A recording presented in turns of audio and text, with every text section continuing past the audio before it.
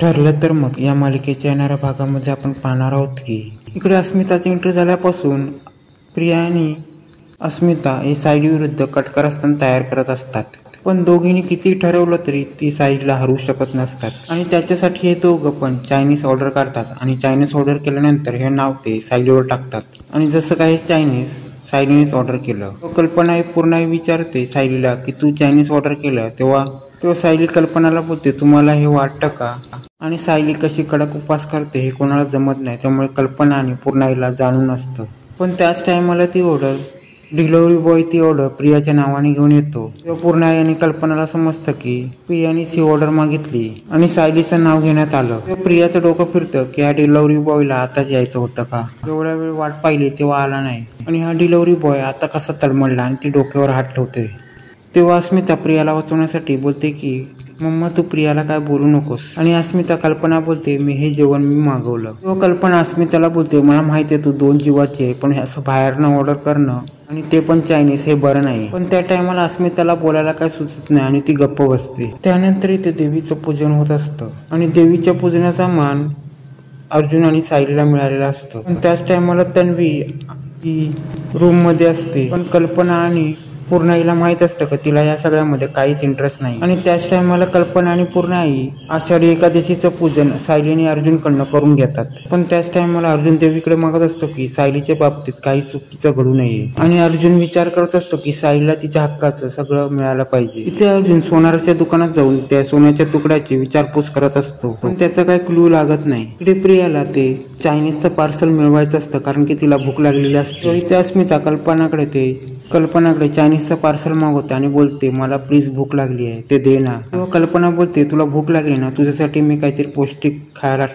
तयार करते, पण असं तू काय खाऊ नकोस. परंतु इथे प्रियाचं तोंड पडलेलं असतं कारण की एवढं जेवण मागून पण तिला खायला मिळणार असतं. आणि इथे सायली अर्जुनला सांगते की आपण चांदेकर ज्वेलर्सकडे जाऊया, त्यामुळे तिथे आपल्याला जाऊन ह्या सोन्याच्या तुकड्याची माहिती मिळेल. आणि त्यानंतर अर्जुन आणि सायली चांदेकर ज्वेलर्सकडे जातात.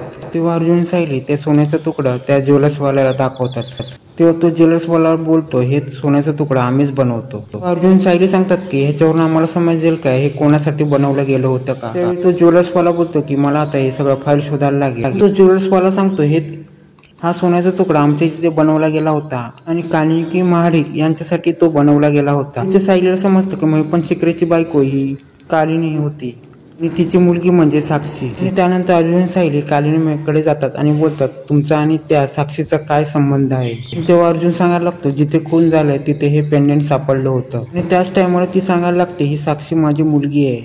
तेव्हा सायली सांगायला लागते महिपन शिकरे काय. तेव्हा ती बाई सांगायला लागते त्या माणसाचं नाव घेऊ नका, तिचं मला नावच काढायचं नाही आणि त्या माणसाचं मला नाव ऐकायचं नाही. आणि ती बाई सांगायला लागते तो कसा माणूस आहे तुम्हाला माहित आहे आणि मला त्याच्या आयुष्यात परत जायचं नाही आहे. अर्जुन तिला सांगतो की तुम्ही साक्षी शिकरेसाठी हे पेंडेंट घेतले हे तुम्हाला सांगायचं आहे आणि फक्त तुम्हाला ह्याची साक्ष द्यायची आहे. अर्जुन सांगायला लागतो महिपन शिकरेने तुम्हाला त्रास दिलाय आणि त्यांनी दुसऱ्याला त्रास द्यावा असं तुम्हाला वाटतं का, आणि ही माझी बायको सायली हिच्या वडिलांना त्या महिपतने अडकवलंय आणि त्याचा नाहक बळी जात आहे, आणि एखाद्या व्यक्तीचा बळी गेला तुम्हाला चालेल का, म्हणून तुम्हाला रिक्वेस्ट करतो की आणि प्लीज तुम्ही ऐका आणि लवकरात लवकर तुम्ही आमची मदत करा. हा सोन्याचा तुकडा तुमच्या नावाने रजिस्टर आहे आणि तुम्ही हे सत्य कोर्टात सांगणे खूप गरजेचे आहे. हे सगळं ऐकून कालिनी विचार करते मी आता काय करू, तिला काही समजत नसतं. अर्जुन बोलतो हे सगळं तुम्ही घाबरू नका, तुम्हाला हे सगळं कोर्टात सांगायचं आहे. तुम्हाला माहित आहे की तुमची मुलगी आणि तुमचा नवरा या गुन्हेगारी क्षेत्रामध्ये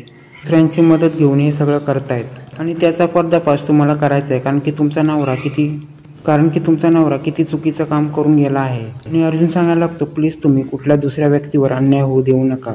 तेव्हा कालिनी बोलायला लागते तुम्ही घाबरू नका, एका निरपराध व्यक्तीचा बळी जात आहेत आणि तो माणूस या सगळ्यामध्ये अडकून जाणे म्हणजे आयुष्यभराची शिक्षा होऊ शकते, आणि तुमच्यासाठी मी या गोष्टीची साक्ष देण्यासाठी मी कोर्टात येण्यास तयार आहे. आता अर्जुनने महिपनची बायको कालिनी हिच्याकडे पोहोचून आता अर्जुनने पूर्ण गेमच पलटवलेला असतो. आणि आता महिपनची बायको कालिनी ही कोर्टात जाऊन साक्ष देणार महिपन विरुद्ध, आणि महिपन आता पुढे काय करतो. आणि आता कालिनीने ते पेंडेंट आपल्या मुलीसाठी साक्षीसाठी तिच्या वाढदिवसानिमित्त तयार केलं होतं हे कोर्टात मांडणार का, आणि नेमकं पुढे काय घडणार हे पुढे पाहणे आता रंजकच होणार आहे.